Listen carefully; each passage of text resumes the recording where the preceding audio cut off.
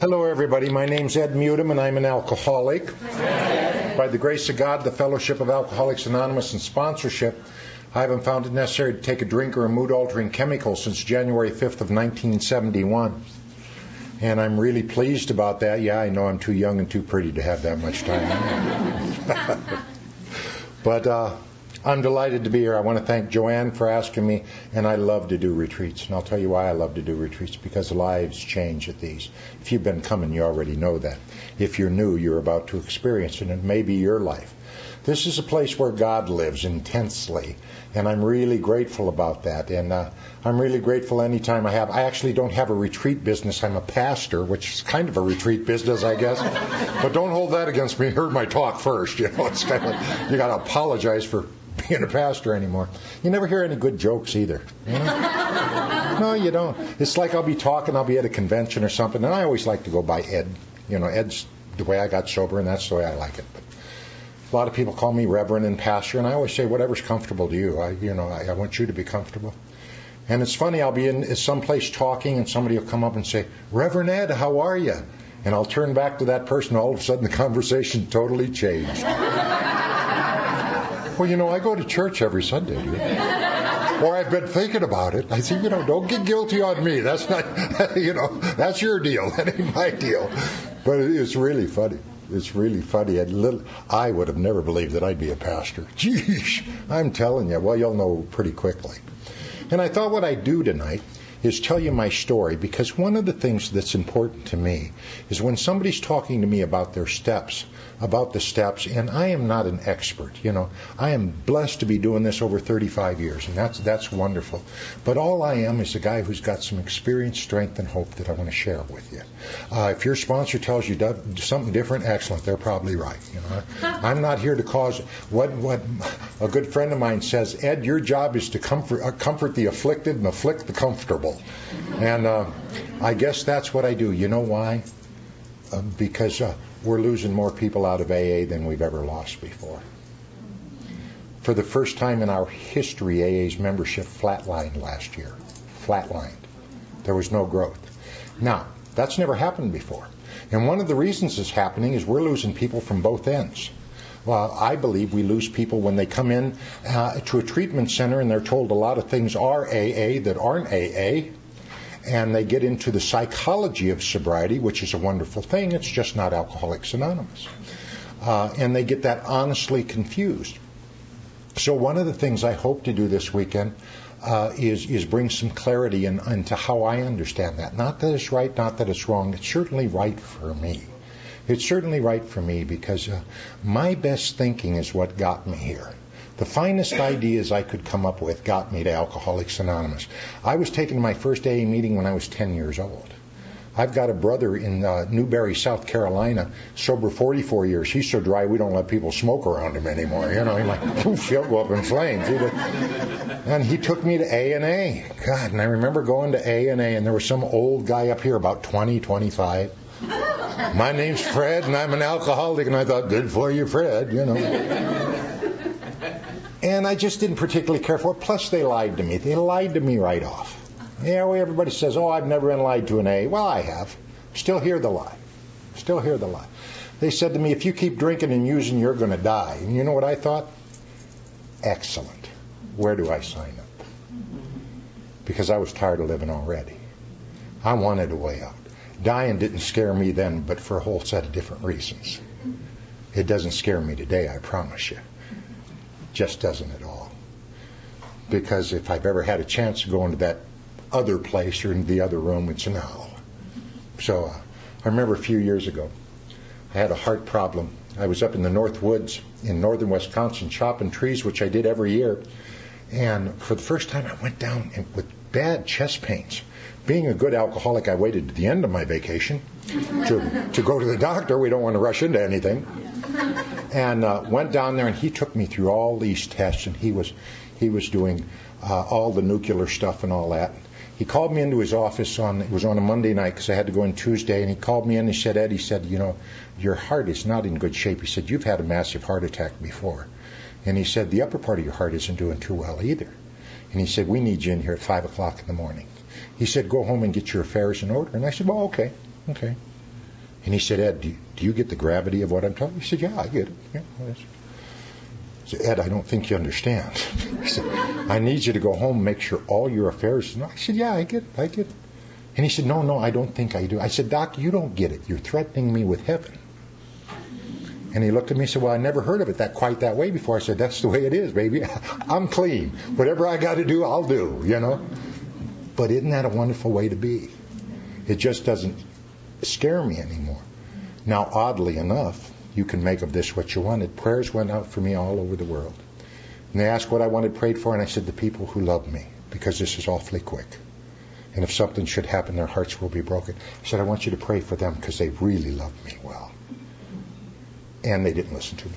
They prayed for a healing, and I went into the hospital that next day, and they all of a sudden put me up on the angioplasty. And if you've ever had one of those fun things, they run a camera and all that up your groin in the vein, and you can watch yourself on TV, what I wanted to see. And the doctor's pumping away on this heart thing, and he said, Ed, I don't get it. And I said, what don't you get? He said, your heart's perfect. You got the heart of an 11-year-old. He said, we must have made a mistake. I said, well, you call it what you want. I'll call it what I want. Have a good day, Doc. And to this day, whenever I see Dr. Coyne, he goes. But anyway, that's the way the weekend's going to be. I don't use notes. Not that I think I'm brilliant. I just want the Spirit to lead me wherever we need to go. And I want to be in tune with what the room needs. And I believe everybody puts off an energy. It's a good energy or a bad energy. I don't hang around much with bad energy because I just don't want to play. I used to love bad energy. I used to be a creator of bad energy. But I started drinking at a very early age. I don't know when I started drinking. Dad used to think it was funny to give me a drink and get me drunk when I was a kid. I was the youngest of 7, and I come from a very elite group of people called white trash. And, there were certain things that were expected of us, and by gosh, we came through with all of them, And we were just a group that the cops were at the house every week, and I hated life going in.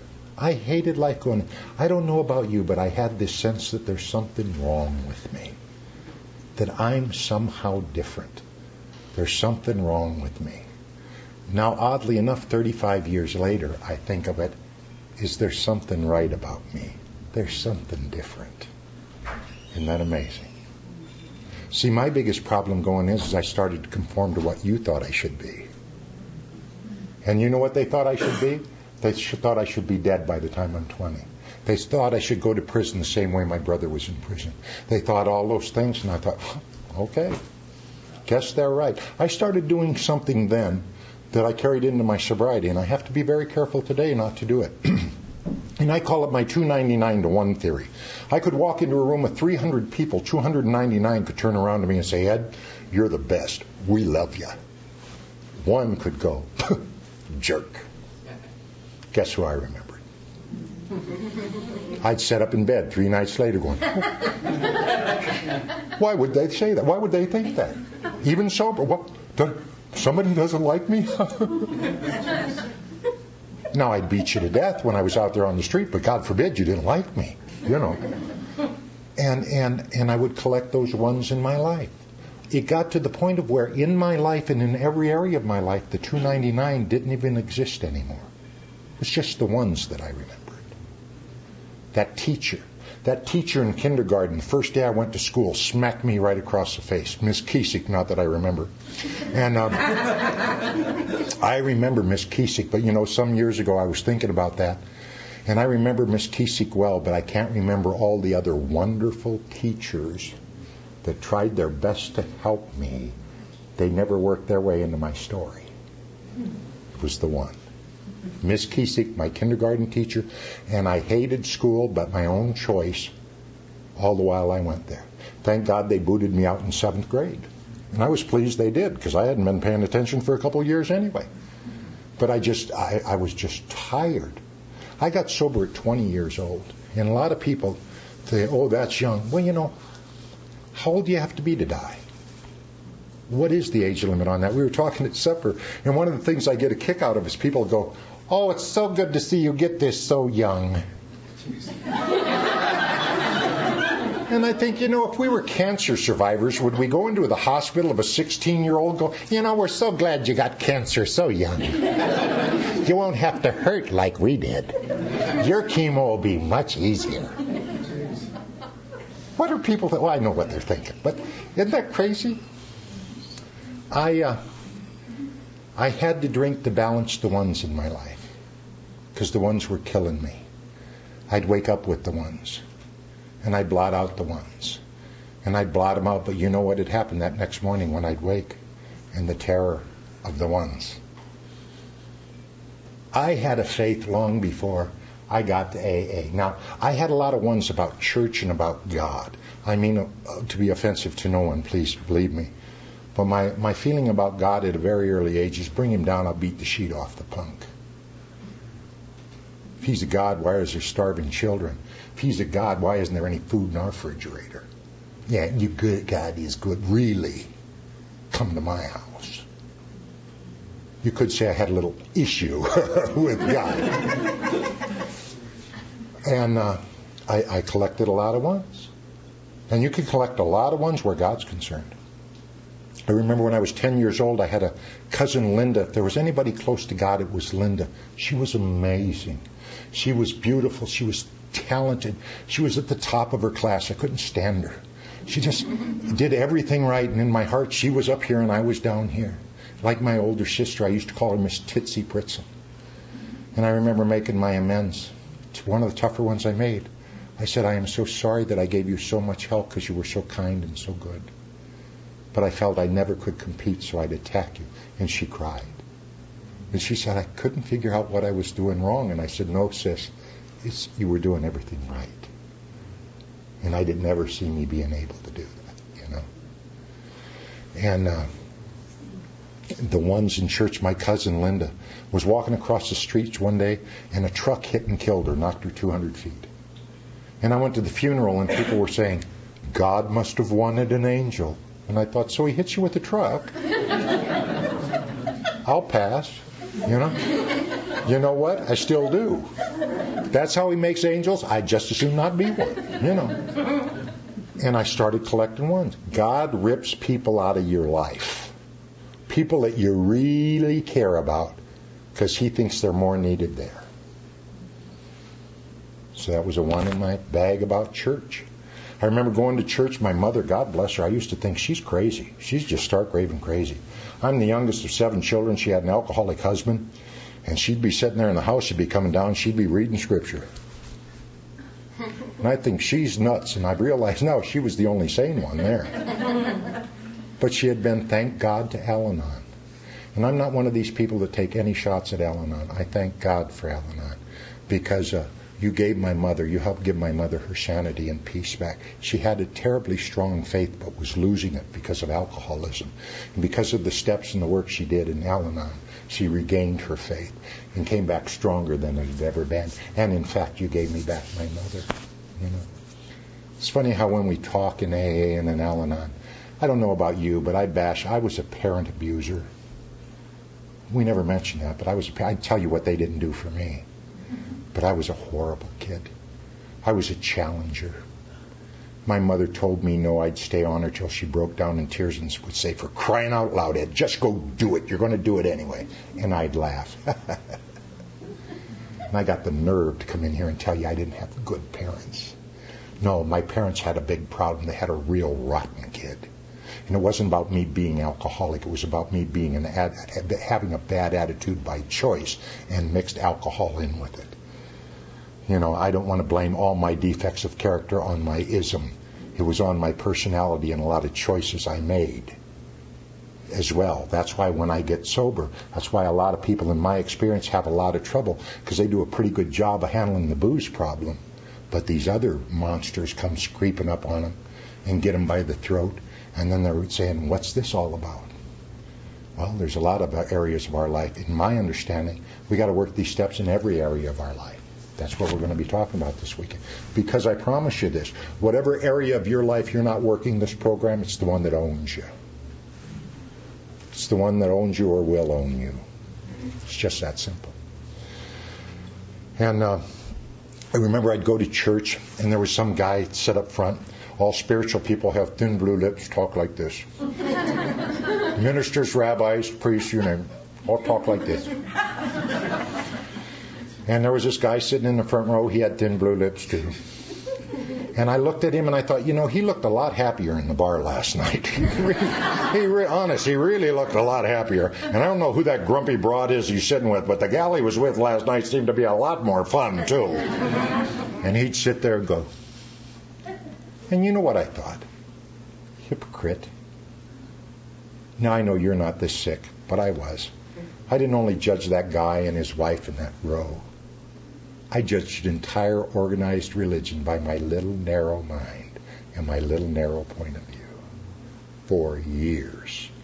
Absolutely for years. You see, I had my ones. And if I had my ones, reality didn't count. I'd look at my ones. And the ones were what was killing me. And so when I imagine my disappointment when I got to AA, and in the old days I always love people that say, I love that spiritual part. There is no spiritual part. The steps are spiritual in essence. There's an intellectual part. But it is a spiritual program. Spiritual, and its entire message is to help you find a relationship with God that you can live with. That's what it's about. It isn't about improving self. It isn't about processing and working through, and it isn't about... It's about surrender. Just the opposite. When I first came into AA, we used to spend a lot of time about humility and smashing the ego at depth. You don't hear that much anymore. Now they call it self-esteem when it's dressed up as ego. And self-righteousness, and I deserve this, and I deserve that. I don't know about you, that's what got me here. That's nothing new. That's nothing new. Oh, you want me to think about me for a while? Gee, I'll try. Don't know how I'll fit that into my busy schedule. And not that it can't be helpful. Not that all that can't be wonderfully helpful. But if it's become your God, you got another problem. The answer's still out here. Or here, rather than here. Man, I didn't like my life at all. At the ripe old age of 13, I was arrested by the Iowa Highway Patrol for possession of a sawed-off shotgun. I had a double-barreled 12-gauge and it was 14 inches long, and when I pulled that out, my size, I seemed to get a lot of attention. And I seemed to be in charge. And I really liked that a lot. And I remember when the police pulled me over and they arrested me for that. The cops were going to teach me a lesson because I had a brother in prison. And they said, let's throw him in a hole for a few days, show him what it's like. Let's teach him a lesson. They did. I was a cop fighter from then on. Absolutely. If I saw a badge, I swung. I don't care if you were crossing guard, I'd take you out. I would. You can't hurt me as much as you've already have, was my head. Kill me, I'd be a hero. I'd finally be something in my neighborhood. Cop took me out. Okay.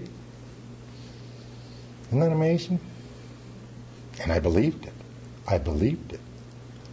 So January 5th of 1971, when I found myself waking up in the middle of the street after a car accident, pretending like I was knocked out. I'm not sure why I was doing that, but it seemed like the thing to do at the time. All of a sudden, for the first time in my life, I didn't have any answers. I didn't have any cute comebacks. Oh, I found those again later in AA. We'll talk about sarcasm this weekend because I became an expert at it. I was running away the very people that loved me the most with this charming little mouth. But I was laying there that night, and I remember the cops coming up, and they said, that's Mutum, don't touch him, he's the scum of the earth, don't even cover him. And it was 18 below zero that night. It was awfully cold. And the most amazing thing happened. I didn't have any argument left. I agreed. It was no longer the way I was raised, what I did or didn't have, what my family did or didn't give me, how this person or that person treated me, whether I was molested or not, and I'm one of those that was molested, enjoyed it quite a bit. I'm sorry, it's just not popular to say, but I'm one of those that never had a problem with that. Is it wrong? Sure. But I'm not going to proclaim guilt. I no longer want to find a victim at any given spot or be a victim at any given spot. I realized none of that was valid for me anymore. And They rolled me into the hospital, and some nurse was standing there, and she said, Ed, do you want me to call AA? And I said, might as well. Now, as people who've been around for a while want to know why you new people can't be sincere like we were in the old days. And, might as well. That was my entry back into AA. Or into AA, because I'd been sent to AA, but I didn't pay it much mind. Those were nice, kind people, but they were a little too old for me, and they weren't quite hip. Excuse me while I take a little drink. You want to know the difference between an Al-Anon and an AA speaker? I can show you real quick. An Al-Anon speaker goes like this when she's talking. She goes, excuse me.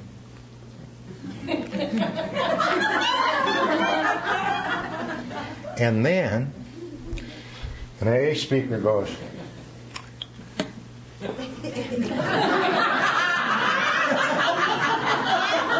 so let me finish.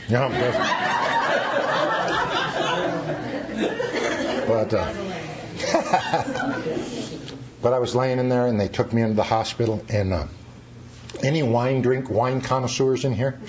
Yeah. I like the good stuff. The stuff with the twist-off caps. I tried to stay with the higher line. And Ariba, Mad Dog 2020, Thunderbird. Oh, God. That stuff has never seen a grape ever. It was so bad. It was so bad I had to hold my nose to drink it. Otherwise, I had another problem, Trouble with that, and I'm one of those, I believe in singleness of purpose, but I also need to tell you that there was nothing I wouldn't take. One sentence that never came out of my mouth, a question that ever came out of my mouth is, oh, what'll this do to you? Mine was, got any more? Yeah, that's pretty good. Got any more? At one point in 2 years before I got sober, I was down to 138 pounds. And when you're at that time 6'11", believe me, it's not a pretty sight, especially when you're on crutches and got a back brace. But I'm in this hospital, and I've been drinking that wine. And if you drink enough of that wine, it has a wonderful thing you get in the morning. It's a little gift from the winery, and it's called the dry heaves. Oh. And then,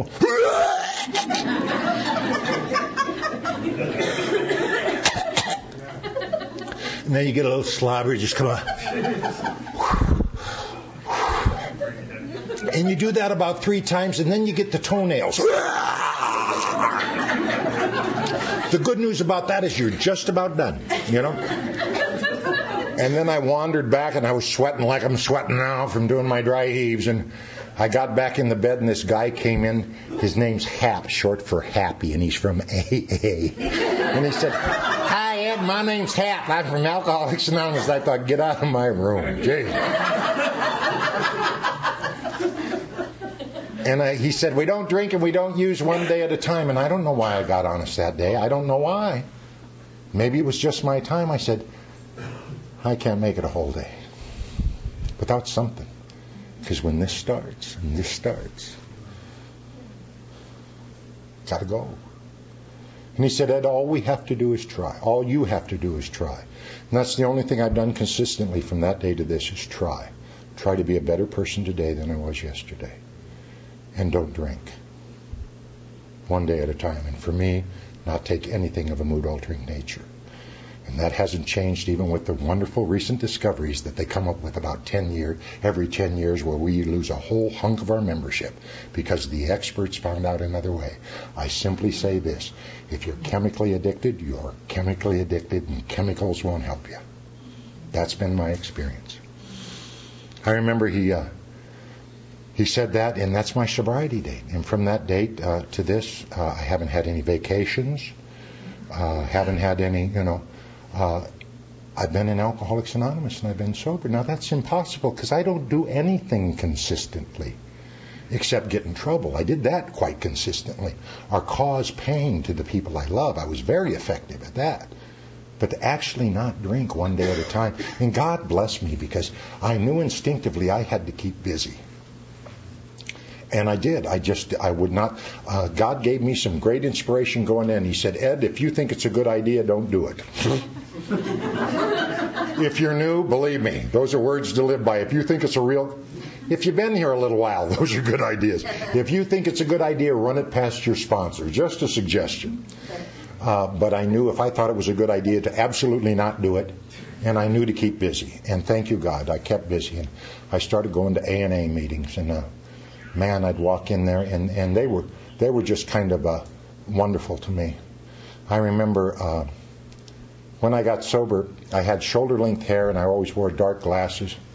And I had a tie-dyed shirt on and jeans and a chain around my waist, a motorcycle chain, and a swastika around my neck.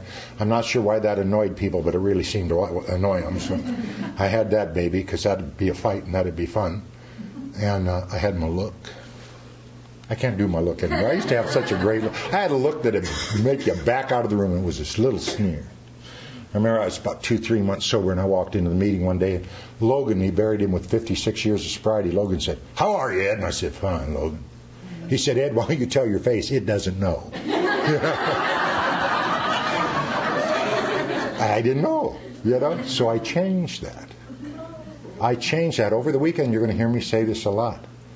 You want a spiritual awakening? Change your mind about a few things. It's that simple. It's that simple. And when he said that, I changed my mind about my look. And I've never had people tell me anymore, "God, you okay? What's wrong?" In fact, they smile when they see me. And God, in my worst days of drinking, all I ever wanted to do was feel like I belonged somewhere. Feel like we had some sort of connection. And if you're a drunk like me, when you feel so odd, you'll start behaving odd and say it's by choice. That way you got some control. And I started going to more and more meetings, and it was just a matter of time. I knew they were going to bring up that 3-letter word. You know which one I'm talking about. I knew it was going to come up. I was about a month and a half sober, and sure enough, somebody turned to me and said, "Ed, don't you think it's about time you started thinking about a job?" I didn't like that idea at all, because I was a pretty good thief, and I thought, well, I'm still doing enough to make ends meet. We don't have to get crazy about this, I had to get out of the burglary business because I was pretty easy to identify. "It's him, officer. That's what's it on." I really felt cheated at the time. I really did. I thought, geez, I can't do anything right. But then they threw a curve to me. They said, "Ed, we're not only talking about cash register honesty. We're talking about emotional honesty." I made a point of not knowing how I felt for a long, long time. And these guys said, "You're going to start having to tell us how you're really feeling." And when I sponsor people, one of the requirements I have, and I'm one of those that have requirements, simply because I know how it works for me and how it doesn't. And that's all I know. And that's how we got to do it, or I don't know how to do it. But I tell them, you got to call me and you got to be honest with me.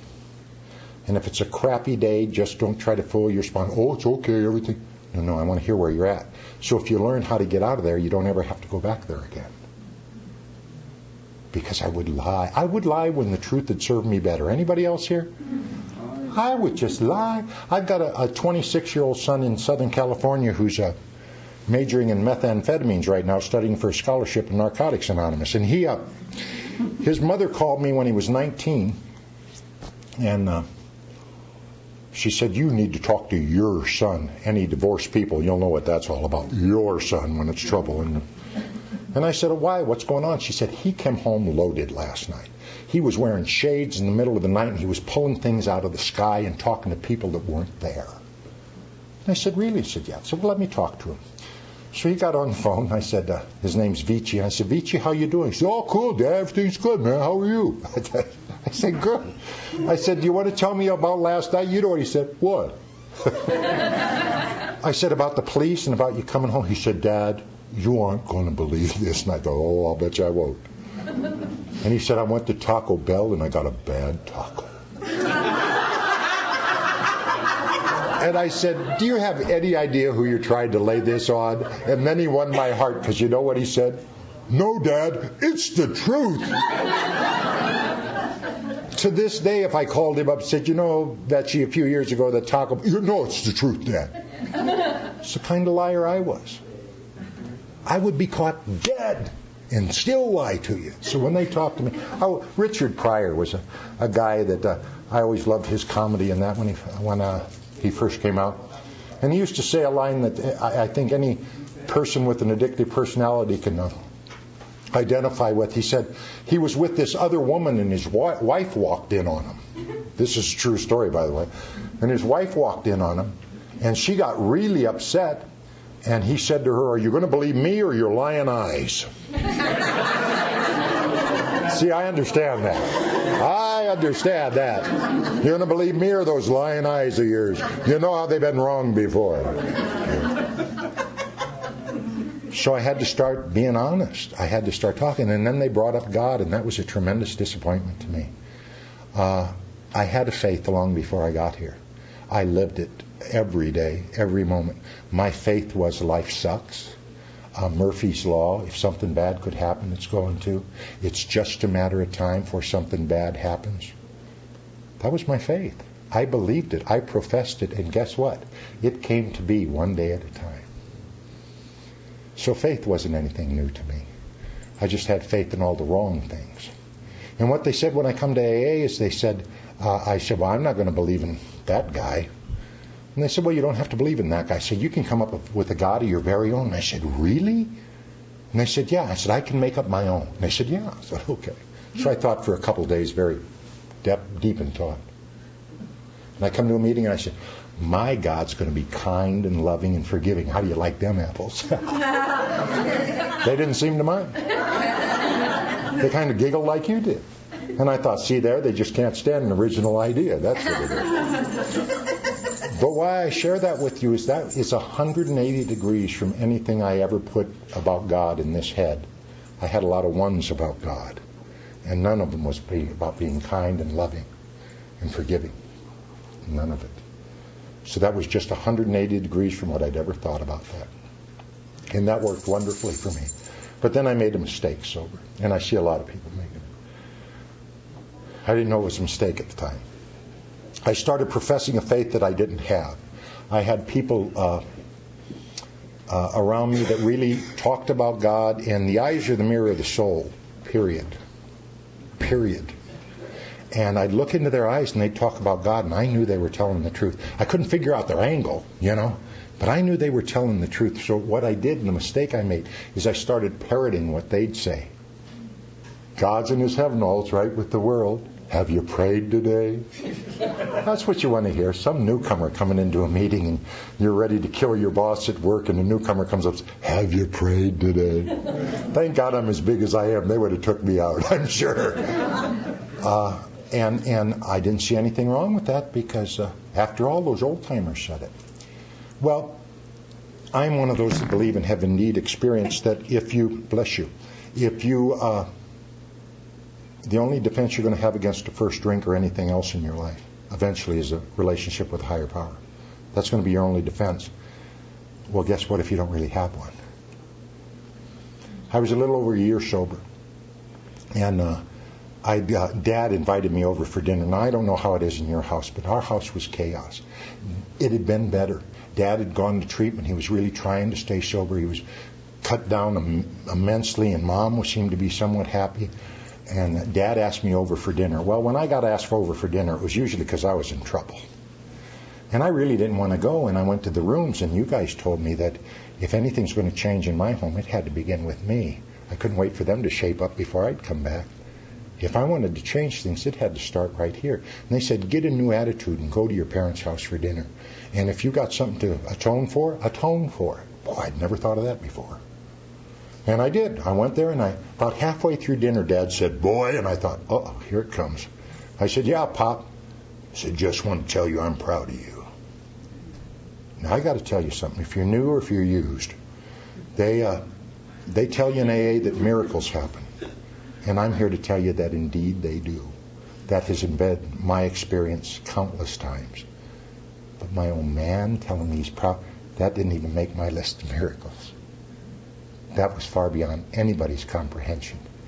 And he looked at me that night the way I'd always dreamed my father would look at his son. And it was one of the best nights of my life ever. And you know where I had to go then? I had to go to a meeting. Man, that's good stuff. And I went to that meeting, and after the meeting went to my sister-in-law's house, and I'm going to move this up just a bit now. Went to my sister-in-law's house, and my mother called. She was crying and hysterical and said, Ed, come home quick.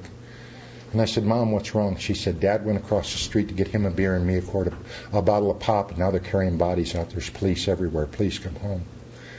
And I jumped in my car that night, and I thought, well, God's in his heaven. All's right with the world. Now that I found God, nothing bad can really happen. And I pulled up in front of that bar where I drank from the time I was 11 years old. In fact, I've still never had a legal drink in my life. But I was in there every night till the year before when I got sober. And I went up there, and there were more policemen than I'd ever seen, ever. And all of them knew me. But it's funny how those cops shaped up that year I was sober.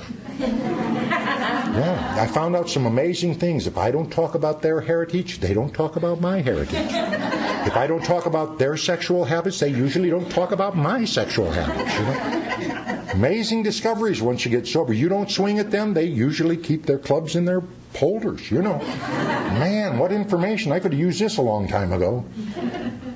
And I'd also been working in the courts. We used to have a wonderful relationship with the court system where if a member of AA came in and you had any problem with drugs or alcohol, they would simply say, Ed, take Arnie, bring him back in 30 days. Tell us what you think. And people were staying sober in droves. It was just amazing. Then, thank God, the professionals came in and helped us. Anyway, at that time, it was just amazing. And the reason I mention that is those cops saw me in court, and they knew I was sober. Nobody believed I could stay sober, especially me. I remember the night of my first year birthday. I prayed, and I said, oh, this is too important. Am I sure? Am I sure? And I tried to think the best I could. Was there any place where I, cheated here, cheated there? And I was just amazed and in tears that there wasn't. I couldn't believe it. And these cops couldn't believe it either, but they saw me often and in court. So when I walked in, I walked up to an officer that was standing there, and he said, Ed, what are you doing here? And I said, my dad was in here. He said, oh, my God, Ed. And I said, why? What's wrong? And he said, Ed, all we know at this point is somebody came in and just opened fire and shot everybody. And I looked down the bar, and I saw a pool of blood with my father's glasses all smashed up and mangled and laying in the blood. And I got so sad, and I didn't want to know. If you've ever been through anything like that, you know exactly what I mean. I just don't want that information. September 11th, you don't want that information. You turn the TV back on. And it was just horrifying to me. And the most amazing thing happened. I turned to my old arch enemy, the cops, and said, what do? I don't know what to do. Because the old me said, get crazy and start taking people out and even the score. Eye for an eye and a tooth for a tooth, baby. And I'd been around you for a year, and you taught me to say, I don't know what to do. I know if I do what I think's good, it's not good. What do I do? And he was so kind. He said, Ed, go up to the hospital. He said, some of the people are alive, some are dead, but they're all up at the hospital. And I went up there, and I saw an officer up there that hadn't forgotten my past, and he wasn't kind, and he was very rude, and told me to leave in no uncertain terms, called me a few names, and said if I didn't leave, he'd have me arrested for obstruction of justice, that he had identified everybody in there, and my own man wasn't one of them.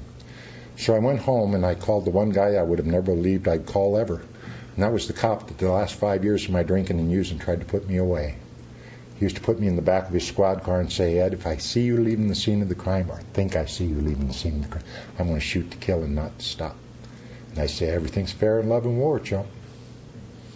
And he used to say to me, I'm going to bust you, Ed, and I'm going to bust you straight up. When I get you, you're going away for a long time. And I'd laugh, say, yeah, you come after me, big fella. You know why I called him? He was an honest cop. He could have had me 50 ways from loose if he wanted to. But he was a man of integrity. He told me, I'm going to catch you straight up. That's the guy I called. Hadn't talked to him the year I was sober. Hadn't talked to him before I got sober, really, except those little conversations we used to have in the back of his squad car from time to time.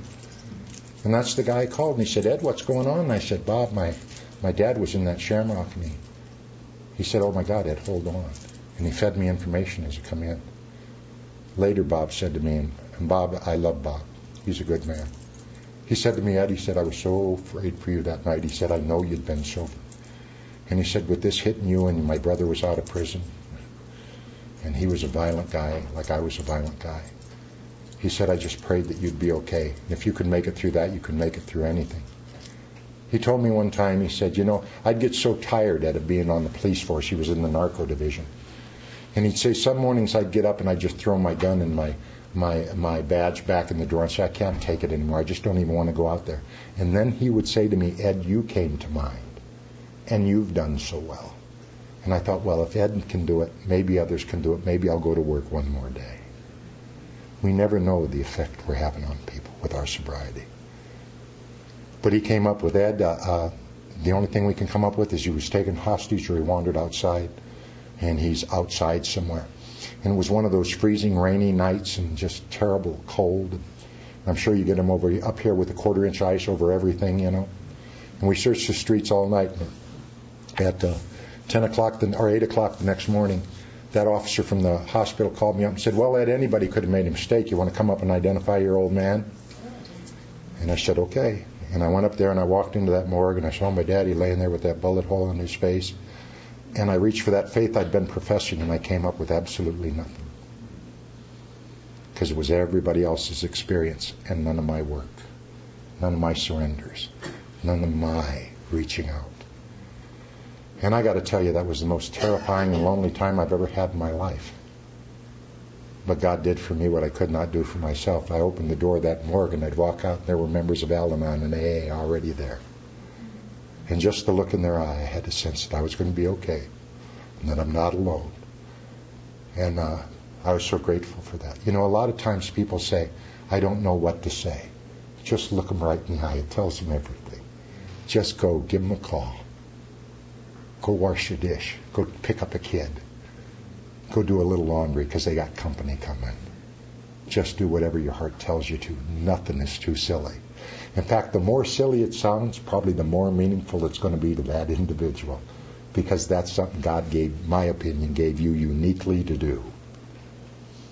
And so I was so grateful that they were there. And immediately the love of AA and Al-Anon enveloped me and carried me. Because I was 20 years of an eye for an eye and a tooth for a tooth, and 1 year of live and let live. And live and let live was winning, but that anger and that rage had just come up back to me, and it was just terrible. Eventually they came to me and said, you got to testify in court because you identified the body and the billfold and all that. And I thought, boy. And then people in AA said, you know, Ed, you might be the only example of AA anybody ever sees, so you got to behave yourself in court. And I thought, what an order. I can't go through with it. Court was fun time. That's when you stir up the bailiff, see how many of them it takes you to get you out of there, you know. But I did, because already you had meant to me more than my own self-image. I had begun to lose myself into something much bigger. And so I went and I did the impossible. I remember walking into that courtroom, and there was a guy sitting there with his little do and his little attitude, and I thought, you know, you give me 5 minutes with him, we don't need a trial. In fact, bring all 5 of the gangbangers in, I'll take care of them in short order. That's what I thought. What I did is I behaved. It's the first time I ever realized that my feelings were not facts. Before then, I would have been over the rail and I would have had that bunk. And no court in the world would have ever convicted me. It's still Iowa's most heinous murder. And please God, it always stays that way. That's one record I'd like to keep. Let that be the worst that ever happened. But I was amazed because I sat there and I answered the questions and I left. And as God would have it, they all got sentenced, and this guy got 3 life sentences in 135 years, so I knew he was going to be gone for a while. And shortly after that, God talked to me. Now, you got to be careful when God talks to you. Those sponsors are great God filters, by the way. And if you don't have a sponsor, I really strongly suggest you get one. I remember one time I told my sponsor, I said, you know, I got a message from God. He said, oh, really? And I said, yeah. He said, well, why don't you share it with me, Ed? So I shared my message from God with him. And he said, you know, Ed, this message from God looks strangely like your handwriting. Okay. And indeed it was. But I also got to tell you, and we'll talk about it later in the weekend, 86, 87, and 88 of the Big Book of Alcoholics Anonymous gives you specific instructions how to live every second of every moment of every minute of every day, and how to have a conscious, consistent contact with God. It's right there in the book. All you got to do is read it and do it. Most importantly, do it. And shortly, when God talked to me that time, he said, Ed, go out to California, go into show business. I thought, well, my resume fits pretty good. So I loaded up the car and I went to where all stars get their start, Anaheim, California. Got a job at Disneyland. I was goofy. Little did they know how well I did the role at that point. 2.5 years sober, no sponsor, not many meetings. I was goofy, And by accident, I went up to this meeting in West LA, and the meeting was so enthusiastic, and they were living Alcoholics Anonymous. They were a living example. I mean, they were taking people to meetings, and they knew that 12-step calls was more than verification of insurance. If you could get them into treatment, it was about bringing them into your home. I love in AA sometimes. Well, we're not a housing agency, and we're not an employment agency, and we're not a bank. God forbid, don't read Working with Others, because it says just the opposite if the situation is required. But those are just two people who are too damn tight to look past their own nose, in my opinion. And I lost my place. I got to start all over now. My name's Ed, and I'm an alcoholic. But I walked into this room, and these people were there, and the excitement and the love of life was just in there. You could taste it. It was wonderful. And I went up again the next week to see if it was still there, and it was still there. They were hugging and laughing and joking, and they were having a ball sober. And man, that was so attractive. And this guy came up to me, and I said, "Excuse me, would you be my sponsor?" He said, "No." I thought, "Why not?" He said, "Anybody I sponsor has to look up to me." Ha ha ha. I thought, "Oh good, tall jokes. That's what I need." Haven't heard those before. It's always the same two questions by the same size person. First question, "Oh, how tall are you?" 6'10". Next question, "Oh, do you play basketball?" And I say, "No, how tall are you?" And they say, 5'4". And I say, "Do you play miniature golf?" It's their rules. I'm not, I'm just trying to get along. But I thought tall jokes, yeah, that's what I really need to hear. Especially those, "How's the weather up there?" Oh, that's original. Yeah. But I thought, oh boy. And he came up to me a few minutes later, he shook my hand, and he said, "If you agree to do a few things, I'll be glad to be your sponsor. My name's Clancy." And I'm forever grateful I didn't hear some of the things that are said about that guy. I really am. You know why? I would have believed you and you would have killed me. I was ready to blow my brains out sober. Sobriety sucked big time. I'm doing the best I can, and my guts are all over the floor every day. And I'm looking at bridge abutments as I'm driving home thinking, man, I can't take this sobriety stuff. And if I'd heard some of the things that were said about Clancy, he would have been the last guy on earth I would ever talk to. Thank God I didn't hear him, And that's for gossip. I'm not a big gossip guy. And I hope if you have been, you stop. And I'll share two things with you. If you're hanging around with gossip, you need to know, or gossips, you need to know when you leave the room, you're the next topic. Yeah. The other thing is never confide in, because they are not trustworthy. Now, I know that offends some people. That's what the truth does sometimes. But if you're telling other people's secrets, you're going to tell everybody's secrets sooner or later. And I was so grateful because he just looked me right in the eye, and I knew he knew. And I didn't ever have to feel this way again, that there was an answer. He knew exactly where I was at. And I would do anything in my power to stay sober and stay sane one day at a time. And he insisted that I started all over on the steps, that if I was that crazy, I missed something along the way. And I suggested to him that I was 2.5 years sober, and at that time was an addictions counselor and pretty much the expert on addiction. He pointed out to me that if I was that good, I probably wouldn't be living in his garage. Well, he had a point there, so okay, I'll listen. And he insisted that sponsors are wonderful because they help you do things I would have never asked. I remember when you get a sponsor, you can ask them those questions that you wouldn't ask anybody else. At least I would. I remember one time I walked up to him and I said, "Clancy, how do you be a gentleman? How do you do that?" And he said, "Ed, you act like one." I would have never thought of that. You mean you just act? Yeah. Act the way you think a gentleman would act. And I've been doing it ever since. There was no big process that I went through, no inventories I had to write. You want to be a better spouse? Be one. Act like it. Want to be a better wife, better employer, better husband? Act like it. Want to be a better father? Act like it. Talk's cheap. People around me don't say, "Oh, I'm trying to do this," or "I'm working on this," because I just cut them off and say, all that tells me is you're not ready to make a commitment to do anything.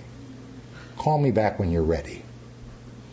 Call me back when you're ready. Isn't that true? Just means if I'm working on it, means I'm just not ready enough to say, oops, I stopped. I quit. No more from here, and I'll do whatever it takes not to do that. It's called surrender. And Clancy was amazing to me. He helped me a great deal, and he insisted I do things that made no sense to me. He made me shake everybody's hand, and at that time the group was small. It was only 400 people. And I had to stand at the door and shake everybody's hand. I said, I don't want to shake their hand. I don't like them people. He said, they don't like you either, Ed. Go shake their hand. Hi, I'm Ed. Hi, I'm Ed. I'm Ed. And oddly enough, I've had jobs after that going all over the world into places I don't know anybody. And I have to go in and say, hi, I'm Ed. You're just teaching me how to fit in. You know how to break that click? Hi. Know how to fit in? Hi, I'm Ed. I was an outcast by choice and got a big ego about it. And that was very important for me. I remember I was going to talk in Pasadena, California. And Pasadena is a wealthy area. And I thought, ooh, wealthy area, I may hook up with a job. And I caught myself doing that hustle, and I stopped. Because after my father's murder, I did something that was very important for me. I started all over with God. I stopped, and my first honest prayer I ever said is, God, I don't know if you're there or not. I sure hope so. That's right where I was at. And I started all over right where I was at, because that's the only place you could grow from. All the rest is nonsense. And I got down on my knees, and I asked God to just let me go to that meeting. I said the same prayer I said before I came down here and before this retreat. So let me share the miracle you've performed in my life through Alcoholics Anonymous. Save me from my own nonsense. And I don't want anything from these people. I've already been vastly overpaid. I don't want anything. And I went and talked. After I got done talking, a guy come up to me after the meeting and said, this makes no sense to me. We want to offer you a job. I said, it makes perfect sense to me. He said, have you ever been in Taiwan? I said, no. He said, have you ever been in show business management? I said, no. He said, be in my office Monday morning. That was Saturday. Thursday, I was lifting out of Los Angeles International Airport, going to Taipei, Taiwan. I was soon to be Vice President of America on Ice. I had a cast of 62 cast and crew. I was going over to Taipei, Taiwan to negotiate contracts with the Taiwanese government while flying back and forth to Hong Kong with designer Bill Campbell out of Las Vegas designing costumes. How was your week? Now, you know why I share that story with you? You talked me into dropping my bag of ones. There would have been a time when I wouldn't even gone for the interview, because I had ones in my head that said, people like you don't do things like that. You're going to end up dead. No, you're white trash. You're worthless. And you made me drop them all. And I showed up for the interview. And it was wonderful. I remember getting off the plane and everybody's this tall. And they're looking at me and I'm looking at them, you know. I know it's just a matter of time before they tie me down. And I had a great time over there. I loved everything about it. I loved everything about Taiwan. The people, the culture. God, it fed me like I'd never been fed before. And I was down in Kaohsiung, and I was ending my tour there. And the guy walked by me one night, and he said, you know, you'd be an excellent manager for the Harlem Globetrotters. And I said, yeah, sure. Went home to Los Angeles, and I got a call from the president of the Harlem Globetrotters. Said, is this Ed Mutum? And I said, yes. And they said, we've heard wonderful things about you. Would you come up to our office? I said, I'd be honored to. Next thing you know, I'm manager of the Harlem Globetrotters. At this point, I'm 8 years sober. I got less than a 7th grade education. I have no business background. I have no business by everything I know even having that job. Yet they picked me over 50 people. I don't know how powerful your God is, but mine's dazzling. Mine's amazing. He does stuff like that. And I get to go along. And all of a sudden I traveled all over the world and met kings and queens and presidents. And all of a sudden, the most amazing thing happened. I'd be in limos and in suites in the finest hotels in the world, and the most amazing thing was I fit there. Now let me explain what I mean by that. I belong there. You know why? Because God gave it to me. I don't argue with gifts anymore. I just say thank you. Oh, I don't deserve. People make me crazy in AA when I say, how are you? And they say, oh, much better than I deserve. I say, oh, God's still wrong, huh? How about just saying thank you? Would that, how would that work? And that's what I say to God in my life. Thank you. Thank you. Thank you. And I met the daughter of the Turkish ambassador to London. She was Muslim. She was beautiful. Still the most beautiful woman I've ever known. And she was wealthy. And I thought, well, our backgrounds are a lot alike, so we got married. I didn't say all judgment had returned, but... And we were married for 10 years. And she's an amazing woman who absolutely hates my guts every breath I take. And there's absolutely nothing I can do about that. And I don't say that to be a smart aleck, because my kids have paid a heavy price. I have 3 children that hardly have talked to me in the last 20 years because of the hatred and the anger. And I made a major mistake. I realized this last year. I always took the high road. I would never say anything discouraging about their mother or anything else, but I realized in not responding to the charges, they automatically assumed they were true. So that was a tough one to learn. I cried all day when I figured out that one, because I thought, I'm trying to do the right thing. Why does this keep happening? And then I realized they got no choice then but to believe her, because I would never answer the charges, so to speak. Not put down her mother, just give them my side. 2 months ago, my 20-year-old daughter called me and said, Dad, I need some money. Can you help me? And I cried, because she'd never asked me for anything. And I said, oh, sweetie, it's tight, but I guarantee you, you're going to get something. And something was on its way in a very, very short while after that. But I was so honored that she trusted me enough, after all that she's been through, to ask me for help. I mean, that was one of the best nights of my sobriety. And my 20-year-old just failed the psychological test for the Sheriff's Department in Los Angeles. And they said he has some anger issues. And he called me and he said, Dad, do you know anything about that? And I said, oh, yeah. Yeah. And he's going to come out and spend the summer with me. And I share that with you because we went for years and I didn't have any contact, and there was bitterness, and there was just a mess. It was just not a nice thing. And people would say to me, I didn't know you had children. And I said, well, that's because when I talk about them, I get really sad. And I've given them to God, and I got to leave them there. My way of leaving them there is just to leave them there. And that if God wants them to talk to me, they'll be calling me. And if He wants it restored, then He'll restore. My job is to be ready and present when it occurs. That's my job. And there was a tremendous freedom from that. And in '88, I went back out to Iowa. I'd lost everything I owned. I made some business decisions that were just bad. They were out of greed. They were all money-based. They were all materially based. And within 6 months, I lost everything. I mean, they even took the Mercedes. They really got personal. And I thought, well, I got to start all over. Why not go home? So I went back home to Iowa after living in Los Angeles 16 years.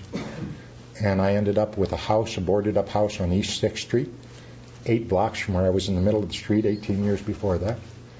And I opened the big book and I read the promises. And I said, these promises are true. I have had to have done something wrong. This book is not wrong. My application may be. And I started from there, and my life has just been great. Not without problems. The thing I love about sobriety is I can have a lot of problems in life, but it doesn't have to upset me. It doesn't have to rule my day. Does my heart get broken? Sure. How can you see some of the things that go on in the world and not shed a tear? But I don't carry it with me all day, and I don't worry about it all day. And I've learned that in Alcoholics Anonymous. Some years back, I was at a Christian retreat, and I had a spiritual awakening at 23 years sober. And God talked to me, and my heart's been changed from that moment to this. Those of you who know what that means, know what that means. Those of you who don't, there's no way to explain it. Except I have been a different person from that night to this. And I have remained a faithful member of Alcoholics Anonymous, because this is where I found God. This is where I found the basic instruction and direction. And I love my God with all my heart, my mind, and my soul today, to the best of my ability.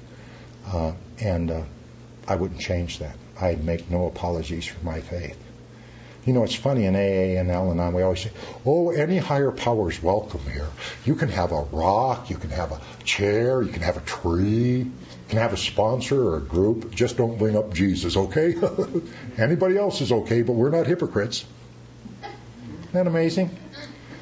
And so I talk about my faith freely, not to convert anybody, but just, that's the right you gave me. Coming in these doors, I can have a God of my very own. And if it's a chair, if it's marble, if it's Christ, I'm allowed to say it. Or if it's Buddha, if it's Allah, or if it's a crystal. Good for you. I hope you're getting as much out of your faith as I am. And if you're getting more, I'd like to share that with you. Maybe you can teach me. Because it's the oneness and the inclusiveness of Alcoholics Anonymous and the welcoming of any and all faiths that I thrive in. Because there's so much to learn. I was with a guy a little while back. I don't have it. Anybody got a pen? Yeah. This guy was on a plane, and I'm looking for gifts everywhere, and he gave me a gift. We were walking on the plane, and he is at the political spectrum the exact opposite I am.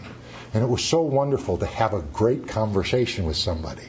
I don't know how it is up here, but politically in the States, everybody just spews every character defect they got when they're talking about it. And it was just sad. It's just sick. It's just sick. And this guy was the total, and we had a wonderful conversation. There were some honest differences, and we talked about maybe ways. And he pulled the pen out of his pocket, and this guy is a really powerful guy. He pulled his pen out of his pocket, and he said, Ed, you see this pen? And I'm sitting next to him there. And he said, at the best you're going to see is half that pen. And the best I'm going to see is half that pen. And that's our perspective. What we always must remember is at least half the pen is unknown. Isn't that powerful? I just love that. Because so many times we think we know it all and it ain't working. No. At your best, you're just looking at half the pen. There's more to learn. And I really love that. And I get more pens like this. It's really wonderful. I'm going to wrap it up here. I know we started a little late, but I don't want to keep you late. They told me I had to go to seminary. And I thought, boy, I only got a 7th grade education, so I went over to the university and I said, I'd like to go to school. And they said, how many credits do you have? And I said, I have bad credits. Why? What's that got to do with anything? And they laughed like you laughed, and I shared with them a gift you gave me. I said, you don't understand. I got kicked out of school in 7th grade. I've always lived by my wits, and God gave me a very good mind, but I don't know if I'm smart enough to pass the class, but I'd like you to help me find out. Would you do that? And they were most gracious. And within 3 weeks, because I'd taken a GED test as a joke in California, I was able to go to school. And within 3 weeks, I was a full-time student. And I went and I got their bachelor's degree. And then I went on to get my master's of divinity, that little 96-hour master's degree. It took me about 5-6 years. I didn't keep track. No need in keeping track when the end's what you're after. And I became ordained, and I did all that. Now I'm signing up. I'm going for my doctorate. And I don't say that to impress you. I just say that because I had told you for years in my head that education wasn't worth much. Well, to tell you the truth, I still pretty much feel that way, but it's required. They don't teach you a lot of new news there, but especially if you're working a program of recovery, especially spiritually. We have wonderful avenues. I'm going to end on this. I was doing a sermon on forgiveness. About halfway through the sermon, I stopped. And I said, I can't talk on forgiveness. I've never told the guys who killed my father that I forgave them. And I stopped right there. And my congregation was 1,200 members at that time. And they kind of looked at me funny. As God would have it, 2.5 weeks later, one of the guy's sentences was overturned. And I'm well loved and well respected in my community because of how you taught me to behave and how I want to reflect God in my life, not just a passing mood. And when his sentence got overturned, they said, release him or retry him.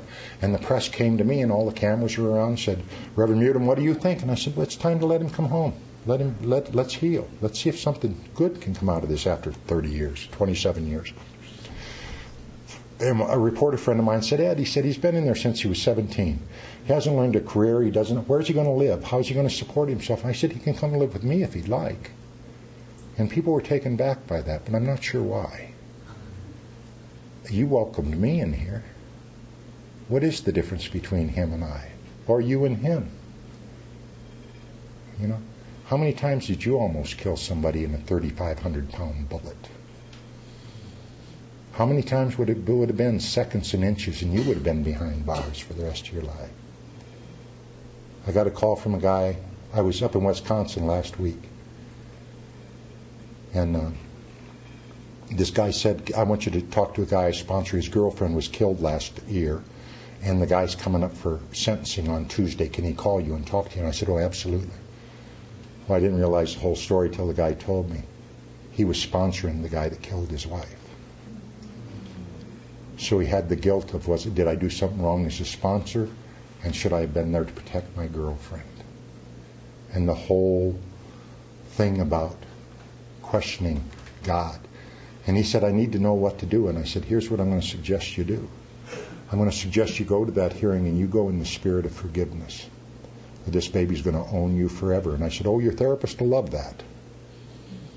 But if you want to be happy, joyous, and free, you can't let it own you. And he went, and the young man, 21 years old, was sentenced to life without the possibility of parole. And his sponsor cried because he felt bad for the kid. You know, who are we to judge anybody after some of the stuff we've done? Who are we to hate anybody? I mean, really. You know, I don't know about you, but I've got 2 or 3 things in my inventory. If I want to judge or be angry at somebody, I compare them to those 3 things. And I have said, if it's ever worse than those 3 things, I have the right to be annoyed. I never get past 1. Ever. Well, that story went all over the world. I got a call from Oprah. Her producers, 48 Hours, Dateline, NBC, they all called, how can you do this? How can I say, it's working step 8 and 9. See, if you're really working step 8 and 9, they didn't get that at all. But that's what it is. I've come to believe, and I'll talk about this more over the week, 8 and 9 has nothing to do with me. It has to do with repairing the damage I've done. It isn't all about me. It's about repairing the damage I've done. And that's exactly what I was doing there. 2.5 weeks later, I found myself walking down a cell into a prison I swore I'd never go in. And because my brother, all my youth, I was spent there visiting my brother. And I'm hearing my feet shuffle on the cement, and I'm praying. So God, let me be the best example and reflection of you I can be. And I walk into a cell, and I see a guy I hadn't seen in 27.5 years. Last time I saw him, we were in a courtroom. And I said, you give me 5 minutes with him. We don't need a trial. I found myself sticking out my hand and telling him, Sherman, I just come here to tell you that I love you and I forgive you. And I believe God loves you and forgives you too. And I said, I only have one request for you. And he said, what? What's that? Because I'm kind of a big, imposing guy, and he didn't quite know what to do. And I said, if there's ever anything I can do to help you improve your life, allow me to do that. And he said, I don't understand. I should have been looking you up to ask you for your forgiveness. I said, Sherman, I'm not here about your accountability. I'm here about mine. And I just needed to tell you that I had forgiven you a long time ago, and I'd never told you. And that's only half an amend. If you don't tell the people. And the most amazing thing, I spent 2.5 hours there. And we ended up friends. We ended up saying the Lord's Prayer, and the jailer and the State's Attorney General was there, everybody, and we were all in tears, and we all held hands and said the Lord's Prayer. And oddly enough, Sherman and I became friends. And I kept my promise. I went up, and when he was released from prison, the county attorney asked me what I thought, and I said, you need to reduce charges and let him come home. He said, Ed, all the other families are against it. And I said, I know that. I'm just telling you where my heart says, let him come home. And that's, God bless Bill Davis, the county attorney in Davenport, Iowa. He let Sherman come home, and they called me up, and I was allowed to go and pick him up. And I was allowed to bring him home, and he didn't do well the first time he was out. 30 years of maximum security prison. He kind of get moody, and he had a bad attitude, and if anybody said anything critical, he was right in their face, and he had to go back to prison. And then the next time he called me up, and he said, do you know any place I could stay? And I said, I made you a deal. You can come and live with me. And I picked him up, and I brought him home. I was able to get him a little apartment. I had a little apartment house at the time. We went out together, and we found him jobs. And when they'd say why he was in prison, I'd stay there and explain to him, well, yeah, but you got to understand, this is the other side of that, and there's a healing going on there. And he got a lot of jobs. He just didn't have a real good work ethic. But you know the time I remember the most is when my friend Sherman was walking along the side of the road coming home from work. And when you spend 30 years in maximum security, you don't hear anything, not even birds, nothing except clangs. And I went and picked him up. He was walking alongside the road because I was running a little late to pick him up for work. And he got in my car and he was crying. And he said, I just got to go back to prison. I can't take all this noise. I can't take all this stuff coming up behind me. I just can't take it. And you taught me what to do then. I pulled over to the side of the road and I hugged him and I said, Sherman, it's going to be okay. He said, you're a miracle. I'm a miracle. And I don't use the word lightly. I said, if God can bring me where he brought me, he can bring you through this. And if you can't use your belief right now, believe in my belief. And I believe in you, and I will stand behind you. That's what I remember most about that whole thing. And I wouldn't change that for a minute, because that's what you've done to me. That's what the 12 Steps of Alcoholics Anonymous has done to me. Turned me into a person I always dreamed of being and didn't think I could. This weekend, that's what we're going to talk about. We're going to talk about, we've decided to call it Searching for Spiritual Sobriety. And that's what we're going to talk about. And hopefully we'll have time to share. I want to do some private times with anybody that wants to. And we're going to talk about the steps. We're going to talk and share about one another. And a lot of healing is going to go on, if you're willing. Thank you very much.